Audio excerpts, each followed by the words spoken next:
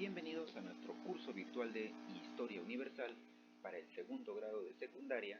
Les saluda el profesor Andy Ortiz Tomasco. Recuerda que la consigna de esta semana es: soy solidario cuando me pongo en el lugar de los demás. El día de hoy vamos a conversar brevemente sobre las cruzadas. Las cruzadas es un conjunto de campañas militares, económicas y religiosas auspiciadas por las monarquías europeas con el apoyo de los señores feudales para enfrentar el avance de los turcos musulmanes, específicamente para recuperar Tierra Santa, es decir, la ciudad sagrada de Jerusalén. Estas campañas religiosas van a desarrollarse entre los siglos XI y los siglos XIII y va a tener sus consecuencias tanto a nivel político, económico y religioso para la zona de Europa. Veamos entonces cuáles fueron las causas, porque cuando uno escucha cruzadas, casi siempre lo relaciona con el aspecto religioso, porque cruzadas, y la cruz es la señal de la religión católica, ¿no? Pero no necesariamente fue un factor religioso. La principal causa fue la búsqueda de tierras y comercio, porque los que participan en estas cruzadas saben que si enfrentan a los turcos musulmanes y los vencen, van a poder apoderarse de sus tierras. Y al ser dueños de esas tierras, van a controlar fácilmente el comercio. Entonces, el fin principal de las cruzadas era económico. De manera secundaria se puede decir que se buscaba frenar el avance de los turcos en Europa. Claro, es otra sociedad, tiene otra religión, tiene otras características y probablemente iban a ir avanzando en Europa, conquistando todo su paso. Para evitar eso, las principales monarquías de Europa van a organizar estas cruzadas, ¿no? Y de paso, aprovechar las tierras que puedan conseguir, ¿no? Porque sí lo van a hacer. Además, se busca darle apoyo al Imperio Bizantino. ¿Por qué? Porque las cruzadas van a ser auspiciadas y apoyadas, es decir, se van a realizar con la bendición de la Iglesia Católica. No solamente las monarquías, sino las monarquías a nivel político y la Iglesia Católica con todo el papado en el aspecto religioso. Van a ir de la mano. ¿Y por qué con el Imperio Bizantino? ¿Por qué quieren darle ese apoyo al Imperio Bizantino? Recuerda, ha ocurrido un cisma de Oriente y hay dos iglesias, la Iglesia Católica se ha dividido y lo que buscan es darle solución a ese conflicto, ¿no? La unificación de la Iglesia Católica Romana y la Ortodoxa. Y bueno, como una causa más, una causa adicional, podemos decir la intensa religiosidad. Claro que sí, fue un factor importante, sí, pero no fue el más importante, no fue ese encadenante. No es que la persona tenía esa urgencia de recuperar Jerusalén por ser un lugar sagrado, no. El motivo principal, reitero, fue el motivo económico.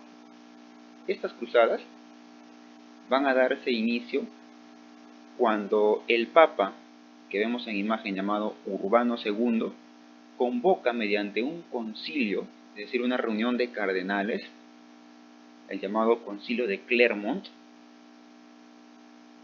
hace el llamado a la reflexión, convoca a las autoridades eclesiásticas y justifica el inicio de las cruzadas, convoca a todo su pueblo incluso, de tal manera que todos aquellos que participen en la cruzada, la iglesia los va a bendecir, sus pecados van a ser perdonados. Recuerda que en esta época el perdón de un pecado cuesta, y como el pueblo no tiene dinero para pagar esa simonía, esa indulgencia, requiere hacerlo gratis, entonces va a participar de esta cruzada para que le perdonen los pecados.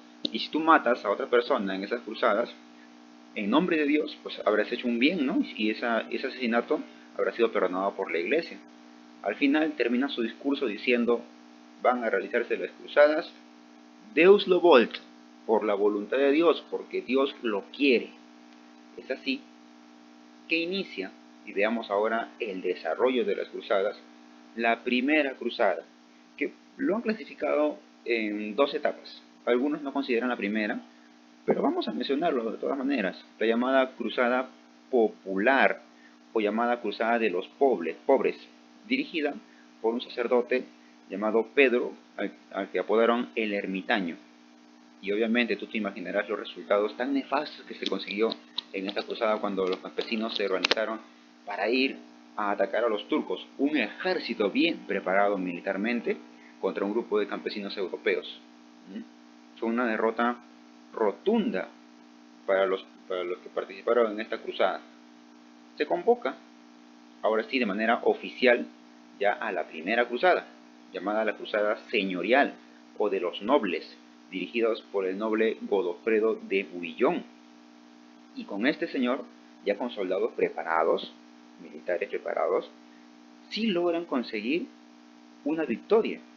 Recuperan parte de las ciudades sagradas, y esa cruzada pues termina en una matanza atroz de los musulmanes y de los turcos también.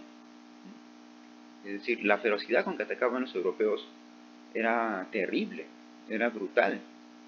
Y a raíz de estos eventos surgen las órdenes de caballeros, donde destacan, por ejemplo, los caballeros templarios, los caballeros hospitalarios y los caballeros teutónicos.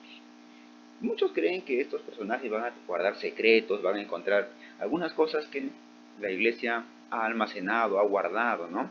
Como las vestimentas de María Magdalena, restos de la cruz de Cristo, gotas de sudor extraídas de la túnica que cubría a Jesús, un montón de cosas. Un montón de cosas, incluso llegando a descubrir, dicen, a los descendientes, posibles descendientes de Jesucristo, que probablemente haya tenido hijos. Entonces, tantas cosas que ellos lo han guardado en secreto, y es por eso que en la actualidad pues son objeto de estudio de muchos historiadores aficionados al tema de las cruzadas. Se convoca a una segunda cruzada dirigida por Bernardo de Claraval, pero que lamentablemente implica una derrota para los europeos. Y es que si bien es cierto, ya habían tenido su victoria en la primera cruzada, los musulmanes tampoco se van a quedar atrás y se van a apoderar de una de las ciudades cristianas.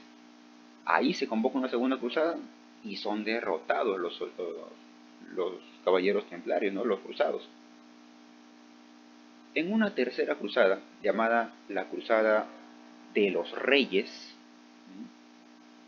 debido a que participa en esta los reyes de Francia, Felipe II, llamado el Augusto, Ricardo Corazón de León, Ricardo I, el rey de Inglaterra, y Federico I Barbarroja, el rey de Alemania.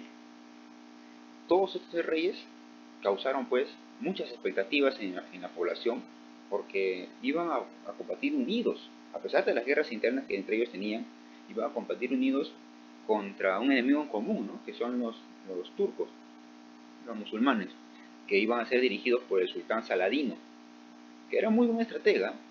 Lamentablemente pues hubo acontecimientos que no beneficiaron a los cruzados, como por ejemplo el repentino fallecimiento de Federico I, con lo cual se disminuye el ejército, y la deserción, el abandono del ejército de Felipe II a su rey.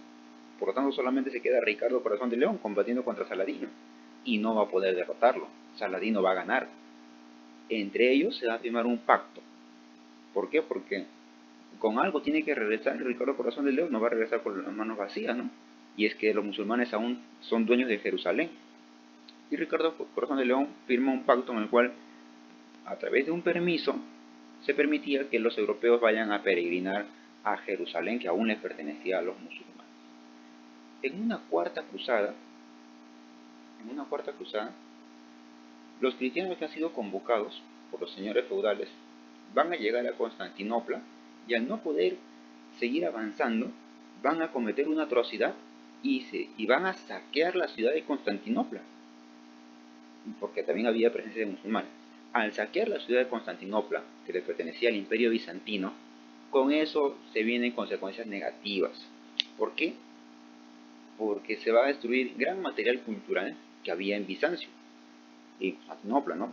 Era una zona con bastante desarrollo cultural. Entonces se destruyen todas esas evidencias culturales, libros, pintura, etc. Se rompe definitivamente la división de la iglesia, ya no hay posibilidad a unirse, incluso hasta el día de hoy, siguen separados. Y por último, a nivel político, porque genera cierta desestabilidad en esa zona. Algunos dicen que luego de esa cuarta cruzada ya prácticamente fue el final de las cruzadas. Pero podemos mencionar, por ejemplo, la llamada cruzada olvidada, la cruzada infantil o la cruzada de los niños, en la cual un niño francés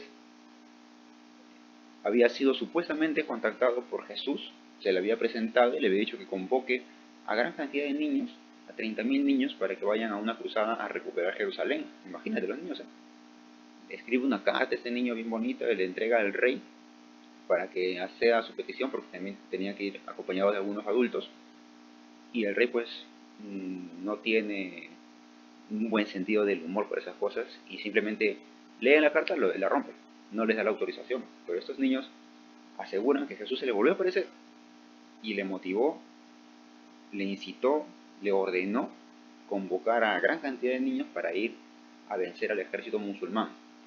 ¿Y cómo le van a vencer? Con la fuerza de su bondad y con la fuerza de su amor. Para suerte de ellos, bueno, ni tan suerte, de repente, no llegaron al campo de batalla, porque sí salieron, partieron, y en el camino los adultos que los acompañaban, al final terminaron vendiéndolos como esclavos. Porque igual, si hubieran llegado al campo de batalla, pues los hubieran matado o los hubieran esclavizado a los musulmanes, que hubiera sido diferente, pero con consecuencias negativas. Y por último, ya en las últimas cruzadas, la quinta, la sexta, la séptima y la octava, fueron victorias rotundas, contundentes para los musulmanes. Por lo tanto, va a haber una serie de consecuencias que tenemos que analizar. ¿Cuáles son esas consecuencias? Primero, mira, la gente no le hacía caso al rey. La monarquía era el sistema oficial. La gente le hacía caso a los señores feudales. El feudalismo era el sistema oficioso. Entonces, al haber perdido los señores feudales todas las cruzadas, desde la segunda hasta la octava, ya nunca más se va a hacer una cruzada, ¿cómo se queda la gente? Mi protector ha perdido contra los musulmanes. ¿Qué pasa si vienen los musulmanes acá a esta zona? ¿Quién me va a proteger? Nadie. Por lo tanto, empieza el debilitamiento de los señores feudales. La gente deja de confiar en ellos. Tiene que buscar otra protección. Empieza lentamente a recuperar su poder el rey, el monarca, que en realidad es dueño de todo y siempre ha tenido el poder, solo que nadie le hace caso. Se ha difundido ampliamente, por casi 200 años, el comercio entre la zona oriental y la zona occidental. Y los encargados de ese comercio son prácticamente un grupo de personas a las cuales se les va a conocer como la burguesía. ¿Y por qué es esto importante a nivel económico? El debilitamiento de los señores feudales es la consecuencia política. En el aspecto económico, al desarrollarse el comercio, se desarrolla y gana más dinero la burguesía, esa clase que se dedica, esa clase de ciudadanía que se dedica al comercio. Parte del comercio también son las actividades bancarias, gente que guarda dinero. Ellos son los burgueses. Y al haberse activado ampliamente el comercio, ellos van a tener gran cantidad de dinero. Son los grandes comerciantes. ¿Y por qué es importante? Porque a partir de ese incremento en la importancia de la sociedad de la burguesía, hasta hoy se mantienen en el poder. Las grandes empresas son grandes burgueses. Claro, ha cambiado en el sistema, en la forma, pero sigue siendo la burguesía. Y por último, si bien es cierto, frena el avance de los turcos otomanos por alrededor de casi 200 años, no lo va a conseguir de manera permanente, porque nosotros ya sabemos que en el año 1453 Constantinopla es tomada por los turcos otomanos y es un acontecimiento importante que cambia y da paso de la Edad Media a la Edad Moderna. Bien, veamos qué dice nuestra autoevaluación. La primera pregunta es: campaña militar conocida como la Cruzada de los Reyes. La primera cruzada, la segunda cruzada o la tercera cruzada.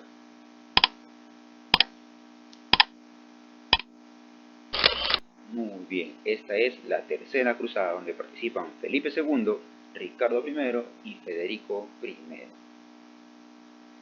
¿Qué dice nuestra segunda pregunta?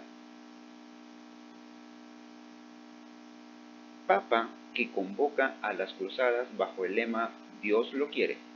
Urbano II, Gregorio VII o Bonifacio VIII. Excelente, ese es el Papa Urbano II quien convoca a las cruzadas mediante el concilio de Clermont. No te olvides que tienes una tarea pendiente, desarrollalo, practica y estudia mucho y nos encontramos la próxima clase. Hasta luego.